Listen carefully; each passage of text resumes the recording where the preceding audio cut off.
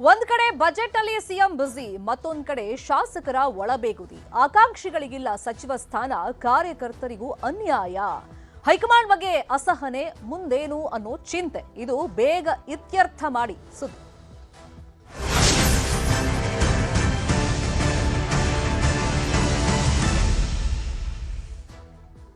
ರಾಜ್ಯದಲ್ಲಿ ವಿಶೇಷ ಅಧಿವೇಶನ ಮುಗಿತಾ ಇದ್ದಂಗೆ ಅಧಿಕಾರ ಹಂಚಿಕೆಯ ಚರ್ಚೆ ಮತ್ತೆ ಮುನ್ನೆಲೆಗೆ ಬಂದಿದೆ. ಇನ್ನೊಂದು ಕಡೆ ತಂಪಾಡಿಗೆ ಬಜೆಟ್ ಸಿದ್ಧತೆಯಲ್ಲಿ ಸಿಎಂ ಬ್ಯುಸಿ ಆಗ್ಬಿಟ್ಟಿದ್ದಾರೆ.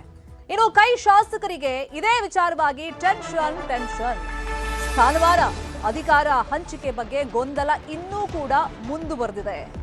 ಶಾಸಕರಿಗೆ ಕಾರ್ಯಕರ್ತರಿಗೆ ಇನ್ನೂ ಇದ್ರ ಬಗ್ಗೆ ಸ್ಪಷ್ಟತೆ ಸಿಗ್ತಾ ಇಲ್ಲ. ಈಗ ಎರಡು ಬಣಗಳಾಗಿದೆ, ಒಂದು ಸಿದ್ದರಾಮಯ್ಯ ಬಣ, ಮತ್ತೊಂದು ಡಿಕೆ ಶಿವಕುಮಾರ್ ಬಣ. ಒಬ್ರನ್ನ ಮೀಟ್ ಮಾಡಕ್ ಹೋದ್ರೆ ಮತ್ತೊಬ್ರು ಸಿಟ್ಟು ಮಾಡ್ಕೊಳ್ತಾ ಇದಾರೆ. ಹಾಗಾಗಿ ಯಾರನ್ನ ಮೀಟ್ ಮಾಡಬೇಕು, ಹೆಂಗ್ ಚರ್ಚೆ ಮಾಡಬೇಕು, ಪಕ್ಷ ಸಂಘಟನೆ ಹೆಂಗೆ, ಸದ್ಯದಲ್ಲೇ ಸ್ಥಳೀಯ ಸಂಸ್ಥೆ ಚುನಾವಣೆ ಬರ್ತಾ ಇದೆ, ಅದಕ್ಕೆ ಯಾವ ತರ ತಯಾರಿಗಳನ್ನ ಮಾಡ್ಕೊಳ್ಬೇಕು, ಸೊ ಎಲ್ಲದ್ರ ಬಗ್ಗೆ ಗೊಂದಲ ಉಂಟಾಗಿದೆ. ಹಾಗಾಗಿ ಹೈಕಮಾಂಡ್ ಮೇಲೆ ಕೆಲವೊಂದು ಶಾಸಕರು ಬೇಸರವನ್ನ ವ್ಯಕ್ತಪಡಿಸ್ತಾ ಇದ್ದಾರೆ. ಮುಂದೇನು ಎಂಬ ಚಿಂತೆಯಲ್ಲಿ ಕೈ ಶಾಸಕರು ಇದ್ದಾರೆ. ಸಂಪುಟ ಪುನಾರಚನೆ ಆಗುತ್ತೆ, ಆಕಾಂಕ್ಷಿಗಳು ಕೂಡ ಕಾಯ್ತಾ ಇದ್ದಾರೆ, ಅದು ಕೂಡ ಸಾಧ್ಯವಾಗ್ತಾ ಇಲ್ಲ. ಮತ್ತೊಂದ್ ಕಡೆ ಶಾಸಕರುಗಳು ತಮ್ಮ ಸ್ಥಾನವನ್ನ ಭದ್ರಪಡಿಸುವಂತ ನಿಟ್ಟಿನಲ್ಲಿ ತಮಗೊಂದಿಷ್ಟು ಅಧಿಕಾರ ಸಿಗುತ್ತೆ ಅನ್ನೋ ನಿಟ್ಟಿನಲ್ಲಿ ಕಾಯ್ತಾ ಇದ್ದಾರೆ, ಅದು ಸಾಧ್ಯವಾಗ್ತಾ ಇಲ್ಲ. ಇನ್ನು ಕಾರ್ಯಕರ್ತರಿಗೂ ಕೂಡ ಉತ್ತಮವಾದಂತ ಅವಕಾಶಗಳು ಸಿಗ್ತಾ ಇಲ್ಲ. ಯಥಾಸ್ಥಿತಿಯಲ್ಲಿ ಮುಂದುವರಿತಾ ಇರೋದ್ರಿಂದ, ನಿಗಮ ಮಂಡಳಿ ನಿರ್ದೇಶಕರ ಸ್ಥಾನ ಇಲ್ಲ ಹಾಗೆ ಮುಂದುವರಿತಿರೋದ್ರಿಂದ ತಮಗೂ ಅವಕಾಶ ಬೇಕು ಅಂತ ಕೇಳ್ತಾ ಇದ್ದಾರೆ. ಇನ್ನೊಂದು ಕಡೆ ಮೇಜರ್ ಅಂತಂದ್ರೆ ನಾಯಕತ್ವದ ಬದಲಾವಣೆ. ಈ ವಿಷಯವಾಗಿ ಗೊಂದಲ ಹಾಗೆ ಮುಂದುವರೆದಿದೆ. ಮತ್ತೆ ಹೈಕಮಾಂಡ್ ಇದುವರೆಗೂ ಕೂಡ ಒಂದು ಸ್ಪಷ್ಟತೆಯನ್ನ ಈ ವಿಷಯವಾಗಿ ಕೊಡ್ತಾ ಇಲ್ಲ. ಹಂಗಾಗಿ ಕೆಲವೊಂದು ಶಾಸಕರು ಕೂಡ ಈ ಬಗ್ಗೆ ಬೇಸರವನ್ನ ವ್ಯಕ್ತಪಡಿಸ್ತಾ ಇದ್ದಾರೆ. ಇನ್ನು ಅಧಿಕಾರ ಹಂಚಿಕೆ ಅನಿಶ್ಚಿತತೆ ಬಗ್ಗೆ ಸಚಿವರು ಶಾಸಕರು ಏನೇನು ಹೇಳಿದ್ದಾರೆ ಕೇಳೋಣ. ಎಲ್ಲರದು ಆಸೆ ಅಭಿಪ್ರಾಯ ಅದೇ ಇದೆ. 140 ಜನದೆಲ್ಲ ಅದೇ ಇದೆ. ಬೇಗ ಕ್ಲೋಸ್ ಆಗಬೇಕು ಅನ್ನೋದು ಆಸೆ ಇದೆ ಎಲ್ಲದು. 140 ಇನ್ಕ್ಲೂಡಿಂಗ್ CM DCM ಹಿಡ್ಕೊಂಡೇ ಆಶೆವರೆಗೂ ಆಸೆ ಇದೆ. ಅವ್ರದ್ದು ಕ್ಲೋಸ್ ಆಗಬೇಕಂತಿದೆ, ಆಗಬೇಕು. ಎಲ್ಲರದು ಆಸೆ ಇದೆ. ಏನಿಲ್ಲ, ನಾವು ಅದನ್ನೇ ಹೇಳಿದ್ರು, ನಾವು ಬೇಗ ಇತ್ಯರ್ಥ ಆಗ್ಬೇಕಂತ ಹೇಳಿದ್ರು. ಎಲ್ಲರದು ಇದೇ ಅಭಿಪ್ರಾಯ, ಬೇಗ ಇದು ಕ್ಲೋಸ್ ಆಗಬೇಕು. ಆದರೆ ನಾವು ಯಾವುದೇ ಇದರಲ್ಲಿ ಕೈ ಹಾಕಿಲ್ಲ. ಈ ಮುಖ್ಯಮಂತ್ರಿಗಳ ಮುಂದುವರಿಕೆ, ಬದಲಾವಣೆ ಅಂತ ಯಾವುದಕ್ಕೂ ಉಪಮುಖ್ಯಮಂತ್ರಿ, ಮುಖ್ಯಮಂತ್ರಿ ಯಾವುದೂ ಇಲ್ಲ. We have highest respect for the high command. ಹೈಕಮಾಂಡ್ನಲ್ಲಿ ಸೋನಿಯಾ ಗಾಂಧಿ ಅವ್ರ ಮೇಲೆ, ರಾಹುಲ್ ಗಾಂಧಿ ಅವ್ರ ಮೇಲೆ, ಮಲ್ಲಿಕಾರ್ಜುನ್ ಖರ್ಗೆ ಮೇಲೆ ಸಂಪೂರ್ಣ ವಿಶ್ವಾಸ ಇದೆ.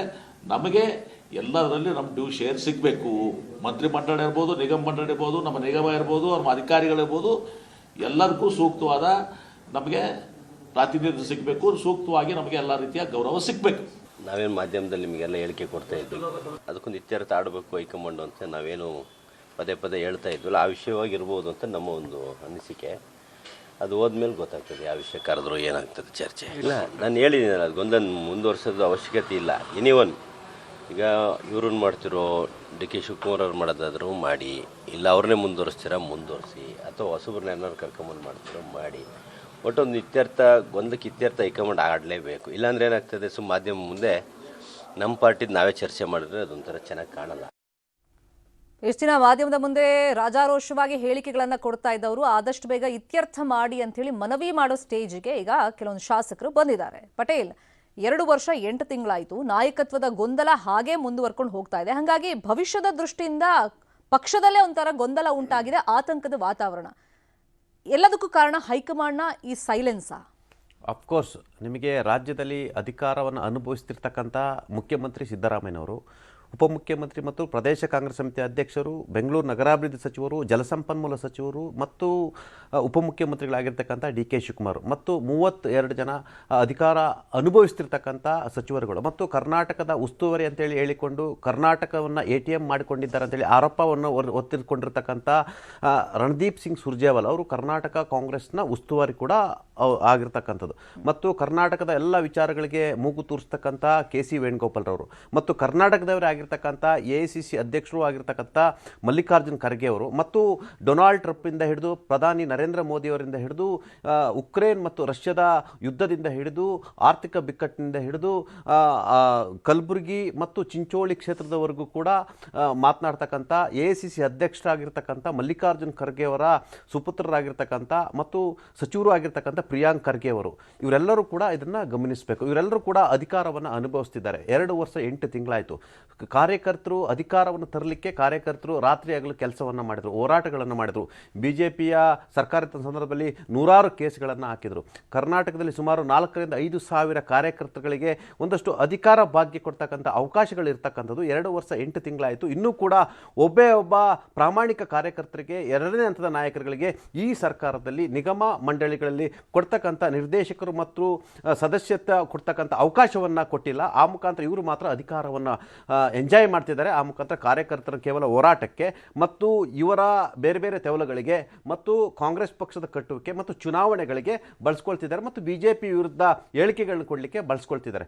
ಇದು ಯಾವ ಮಟ್ಟಕ್ಕಾಗಿದೆ ಅಂತ ಹೇಳಿದ್ರೆ, ಕಾಂಗ್ರೆಸ್ ವಿಪಕ್ಷ ಇದ್ದಾಗ BJP ವಿರುದ್ಧ ಕಾರ್ಯಕರ್ತರ ಕಾರಣಕ್ಕಾಗಿ ಈ ಪಕ್ಷ ಅಧಿಕಾರಕ್ಕೆ ಬಂದಿರತಕ್ಕಂಥದ್ದು. ಇದು ಕಾಂಗ್ರೆಸ್ ಪಕ್ಷ ಕಾರ್ಯಕರ್ತರ ಪಕ್ಷ ಅಂತ ಹೇಳ್ತಕ್ಕಂಥ DK ಶಿವಕುಮಾರ್ ಮತ್ತು ಸಿದ್ದರಾಮಯ್ಯನವರು ಮತ್ತು ಮಲ್ಲಿಕಾರ್ಜುನ್ ಖರ್ಗೆ ಅವರು ಮತ್ತು ಪ್ರಿಯಾಂಕ್ ಖರ್ಗೆ ಅವರು ಮತ್ತು ಕಾಂಗ್ರೆಸ್ನ ಅನೇಕ ಘಟಾನುಘಟಿಗಳ ನಾಯಕರುಗಳು, ಅದು BK ಹರಿಪ್ರಸಾದ್ ಇರ್ಬೋದು, ಡಾಕ್ಟರ್ G ಪರಮೇಶ್ವರ್ ಇರುವಂಥವರು, ಇವರೆಲ್ಲರೂ ಕೂಡ ಇವರು ಅಧಿಕಾರವನ್ನು ಅನುಭವಿಸ್ತಿದ್ದಾರೆ. ಕಾರ್ಯಕರ್ತರನ್ನ ಮರ್ತಿರ್ತಕ್ಕಂಥದ್ದು. ಕಾರ್ಯಕರ್ತರು ಇವತ್ತು ಇವರ ಮನೆ ಬಾಗಿಲಿಗೆ ಹೋಗಿ ಕೈ ಮುಗಿದು ಅಲ್ಲ, ಯಾರ ಮನೆ ಬಾಗಿಲಿಗೆ ಹೋಗಬೇಕು ಅನ್ನೋ ಗೊಂದಲ ಇದೆ ಅವ್ರ ಹತ್ರ. ಅಫ್ಕೋರ್ಸ್ ಅಂತ ಸ್ಥಿತಿ ನಿರ್ಮಾಣ ಆಗಿರ್ತಕ್ಕಂಥದ್ದು.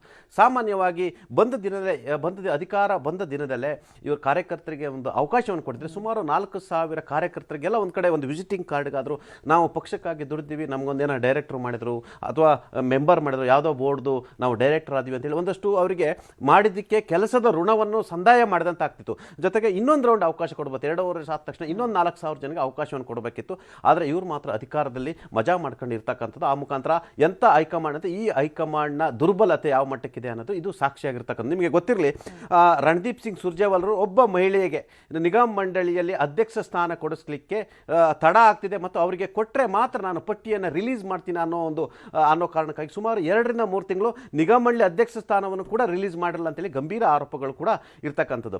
ನಿಮಗೆ ಶಾಸಕರಿಗೆ ಅಧಿಕಾರವನ್ನು ಕೊಟ್ಟಿದ್ದಾರೆ. ಶಾಸಕರಿಗೆ ಶಾಸಕ ಸ್ಥಾನವೇ ಅಧಿಕಾರ.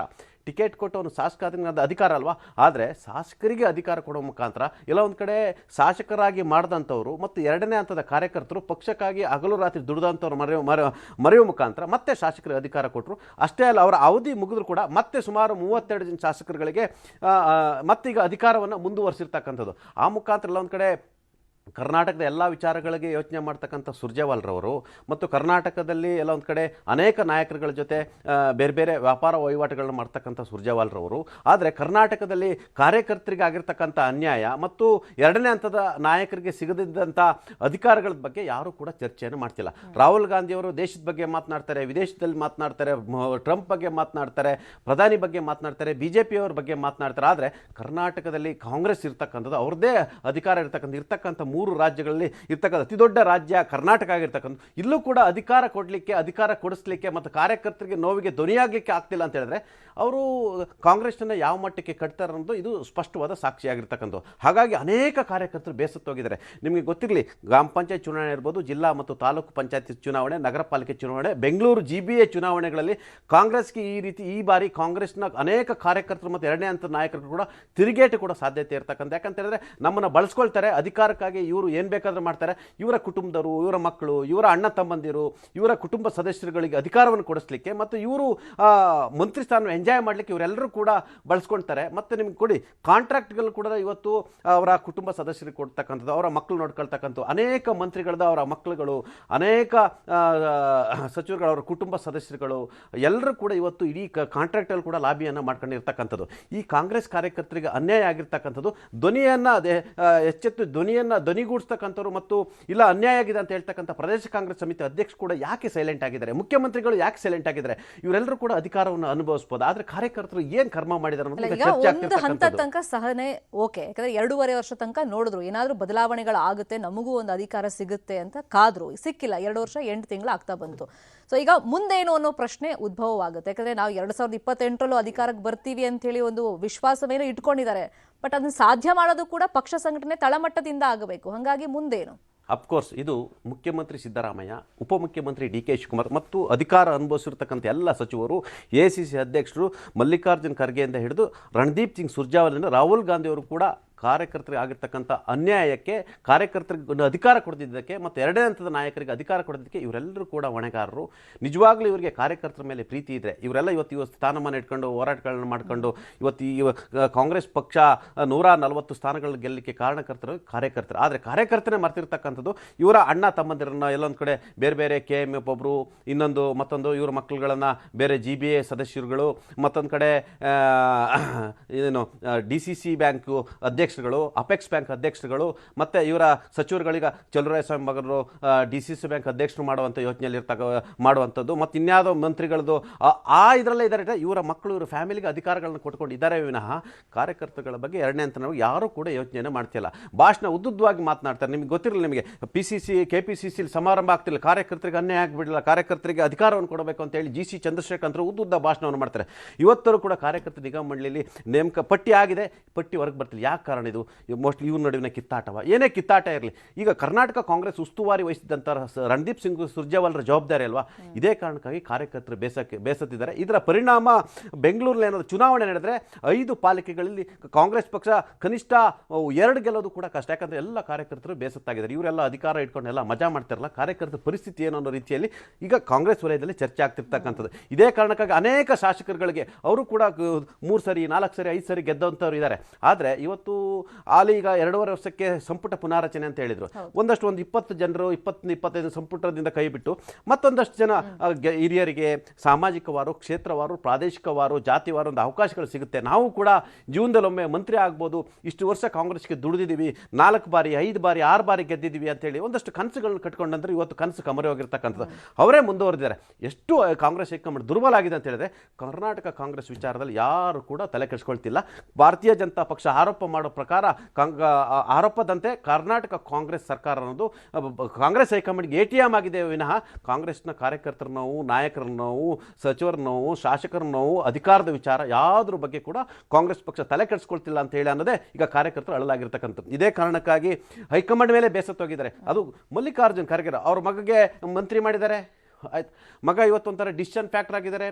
ಆದರೆ ಕಾರ್ಯಕರ್ತ ವಿಚಾರದಲ್ಲಿ ಯಾಕೆ ಮಲ್ಲಿಕಾರ್ಜುನ್ ಖರ್ಗೆ ಅವರಿಗೆ ಮನಸ್ಸಿಲ್ವಾ?